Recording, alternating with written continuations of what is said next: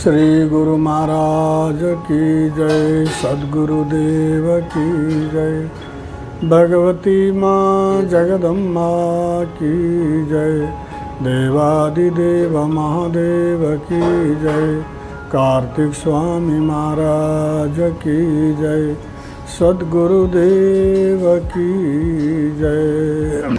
25 तारीख को सूर्य ग्रहण पड़ रहा, 25 तारीख को सूर्य ग्रहण पड़ रहा है। इसीलिए दीपावली पूजन 24 तारीख को होगा और 25 तारीख को ग्रहण होने के कारण से गोवर्धन पूजन होगा 26 तारीख को। और मनाने वाले 25 को भी मनाएंगे, लेकिन कायदे से मनाना चाहिए 26 तारीख को ही, क्योंकि ग्रहण जो होता है ये ग्रहण राहु और केतु का प्रकोप होता है भगवान सूर्य में और चंद्रमा में। कभी चंद्रमा कभी भगवान सूर्य के ऊपर उनका प्रकोप होता है, ऐसा शास्त्रों का मानना है। शास्त्रों का बताना है कि कुछ भगवान सूर्य नारायण चंद्रमा ने राहु केतु से कुछ कर्जा ले रखा है, तो हर बार उनको कर्जा लेने के लिए आते हैं। जैसे हम किसी को कर्जा देते हैं तो हम जाते हैं ना कर्जा लेने के लिए, इसी प्रकार से जाते हैं। वो कर्जा सूर्य नारायण और चंद्रमा दे नहीं सकते हैं, और देंगे तो संसार क्या खाएगा। तो वही सारा संसार का भरण पोषण हो रहा है, सारा संसार खा रहा।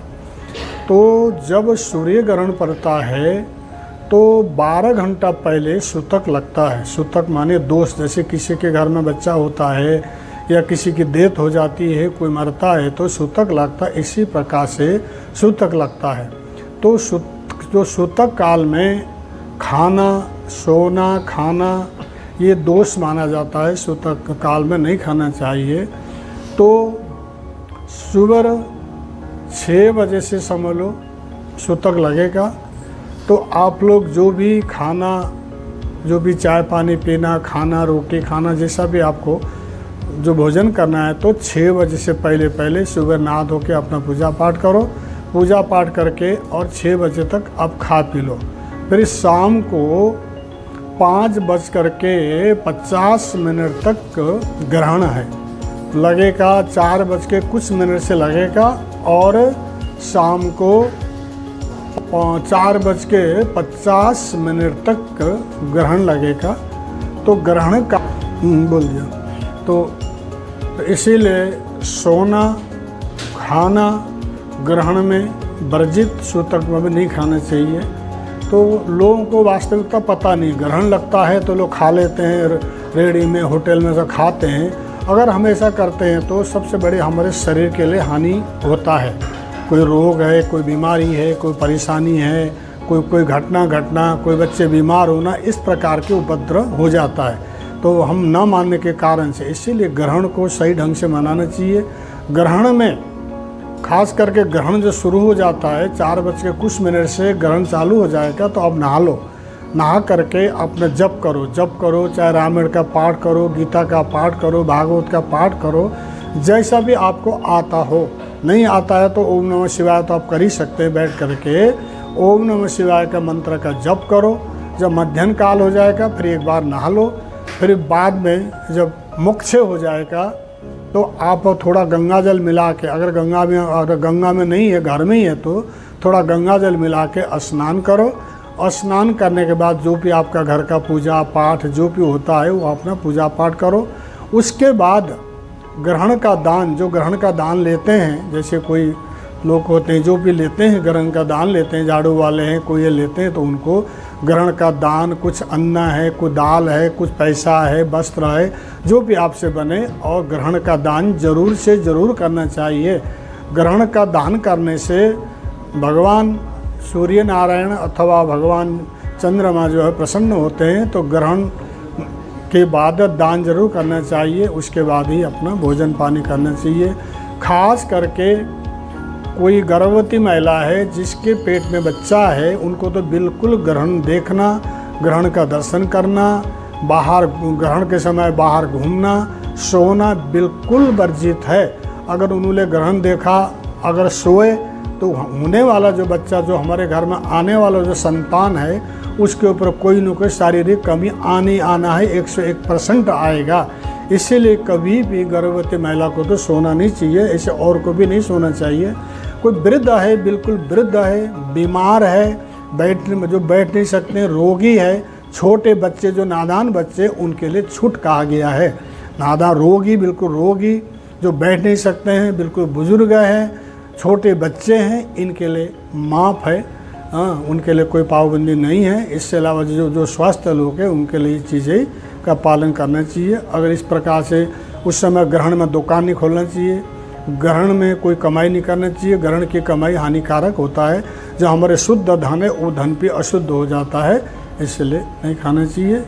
इसलिए हम सभी भक्तों को, जो भारत की जनता को, भगवती माँ जगदम्बा के तरफ से, सदगुरु की तरफ से, भगवान शिव के तरफ से आपको बहुत बहुत शुभ आशीर्वाद, हमारे तरफ से बहुत बहुत शुभकामना आप लोगों को। इसीलिए ये सब जानकारी रखना ज़रूरी है।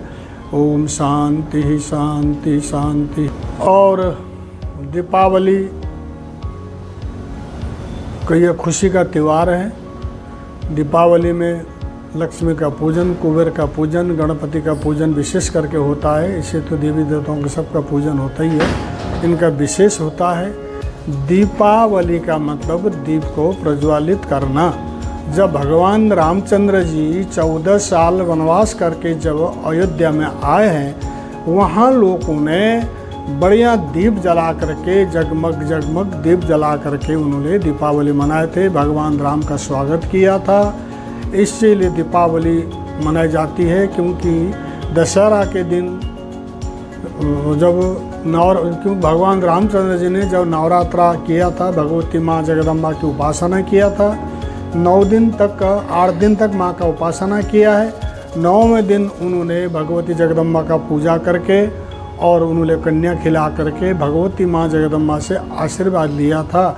लोग कहते हैं कि जी महाराज हम तो अष्टमी मनाते हैं, हमारे यहाँ पहले से अष्टमी मनाते आए हैं और सातें मनाते आए। ऐसा बोलते भैया, जो तुम्हारे मनाते मनाओ, कोई दिक्कत नहीं, लेकिन सप्तशती में देवी भागवत में ये कहीं प्रमाण नहीं है कि अष्टमी ही नवरात्र को मनाई जाती है।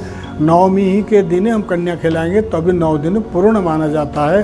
तो अष्टमी को अगर हम जो समापन करते हैं तो अधूरा नवरात्र माना जाता है। इसका कोई प्रमाण नहीं है। 9 दिन भगवान राम ने भी 9 दिन ही भगवती उपासना किया था। तो इसीलिए उन्होंने दशहरा जो आता उस दिन रावण के ऊपर विजय प्राप्त किया था। तो क्योंकि मैया का उपासना किया और भगवती जगदम्बा ने आशीर्वाद दिया, माँ का आशीर्वाद से उन्होंने विजय प्राप्त किया था।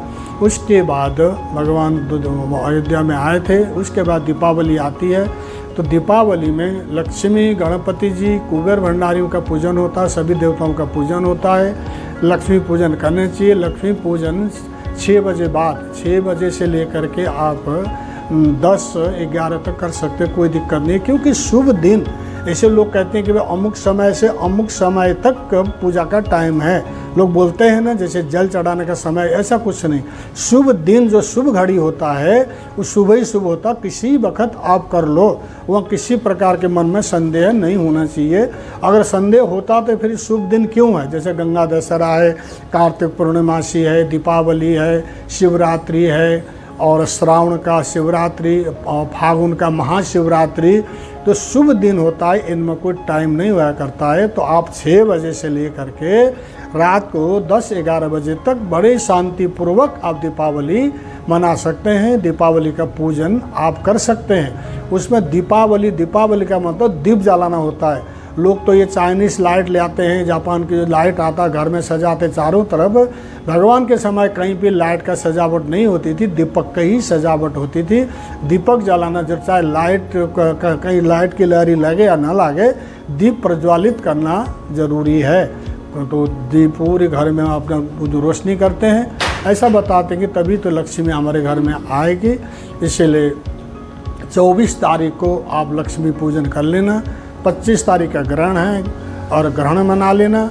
26 तारीख को गोवर्धन पूजा आप कर लेना। उसके बाद जो भैया दूज वगैरह आता जो होता ही, सब आप लोग जानते ही हैं। तो इसीलिए अब सभी को बहुत बहुत शुभकामनाएं और शुभ आशीर्वाद। हर हर महादेव।